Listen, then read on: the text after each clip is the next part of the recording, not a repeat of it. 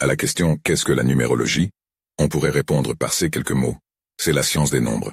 L'astrologie était considérée comme la science des planètes, avant la scission interne avec l'astronomie. On peut considérer la numérologie comme le pendant à chiffres de l'astrologie. Elles partagent une longue histoire, de nombreux points communs et ont un but similaire. Se connaître soi-même, et comprendre sa place et sa mission de vie sur Terre. Aujourd'hui, la numérologie est considérée comme une voie pour accéder à la connaissance de soi et du monde. Mais cette pratique n'est pas récente. Elle remonte à plusieurs siècles, peut-être même plusieurs milliers d'années. On retrouve des traces de son histoire dans de nombreuses traditions et sur les différents continents.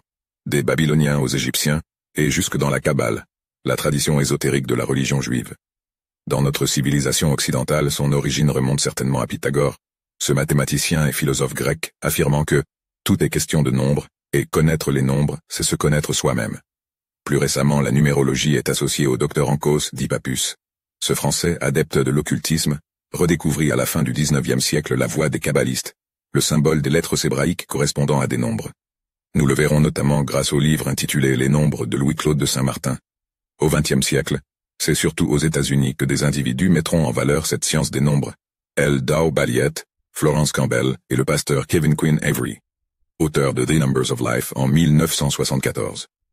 Ce dernier inspirera le célèbre numérologue français contemporain, François Noether, l'inventeur de la numérologie humaniste. La numérologie connaît un véritable succès depuis quelques années.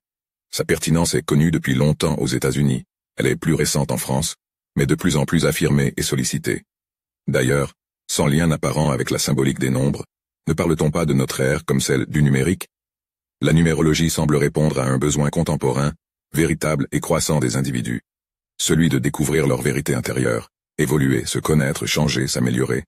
Généralement, les personnes consultant un numérologue considèrent les épreuves et les obstacles comme des clés, pouvant les amener à être plus conscientes d'elles-mêmes.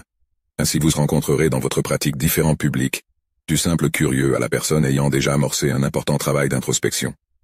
Ce qui est incroyable avec la numérologie, c'est la grande simplicité de sa pratique et la richesse des informations relevées. Il suffit d'avoir le nom d'une personne pour commencer le travail. On le complète ensuite avec la date de naissance, sans avoir besoin du lieu ni de l'heure exacte de la naissance, contrairement à l'astrologie. Les nombres se révèlent ainsi d'une richesse étonnante et mènent à des significations infinies. Vous apprendrez à considérer les nombres comme des énergies et non des valeurs, des manifestations de lumière, des vibrations. Ils agiront tels des guides, et vous amèneront à considérer ou reconsidérer tel ou tel aspect de votre existence. Ils aideront à débloquer les différentes peurs qu'un être peut éprouver, sur divers plans, et pour de multiples raisons. Peur de soi-même, peur de changer, peur de mourir, peur de vivre, peur de l'inconnu. Ils aideront aussi à réorienter des personnes en proie au doute, ou à relier un problème d'ordre physique à une dimension plus sentimentale ou psychologique. Ils donneront des clés d'évolution aux personnes désirant aller vers un degré de conscience supérieur. Ils renseigneront sur la vie quotidienne, le lieu d'habitation, la relation de couple, le travail. La numérologie procède par calcul. Vous devrez donc assimiler rapidement les correspondances entre lettres et chiffres. Avec la pratique, vous remarquerez rapidement les nombres dissimulés autour de vous. Rassurez-vous, cependant, il n'est pas nécessaire d'être mathématicien ou même bon en mathématiques pour pratiquer la numérologie, bien au contraire. Les calculs demandés sont très simples. Il s'agit d'additionner des chiffres jusqu'à obtenir un résultat entre 1 et 9. En revanche, il est indispensable de développer une approche aussi pratique que spirituelle. Pour cela, commencez par vous placer dans une situation d'ouverture et de tolérance. Vous devez accepter. Principe de base de la numérologie, le terme de nombre est défini dans le dictionnaire de plusieurs manières. Il peut être une notion qui permet de compter, dénombrer les choses ou les êtres, de classer les objets, de mesurer les grandeurs. Un symbole, caractérisant une unité ou une collection d'unités. Une quantité, soit une pluralité d'éléments de même nature. Ou une quantité relative de choses ou de personnes. Pour nous, il sera un symbole, renvoyant à toutes sortes de significations selon le contexte. Il sera la représentation d'une pulsion de vie, d'une tendance, d'une vibration ou d'une influence particulière. Retenez aussi que le nombre est représenté graphiquement par ce qu'on appelle le chiffre.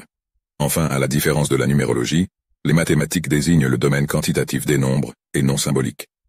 Par conséquent, la numérologie est la science qui analyse et met en relation des nombres et la vie d'une personne, ou toute autre chose, une entreprise, un projet, une année, un jour. Tout ce que les nombres révéleront sur vous-même, sur les autres, ou sur le cosmos.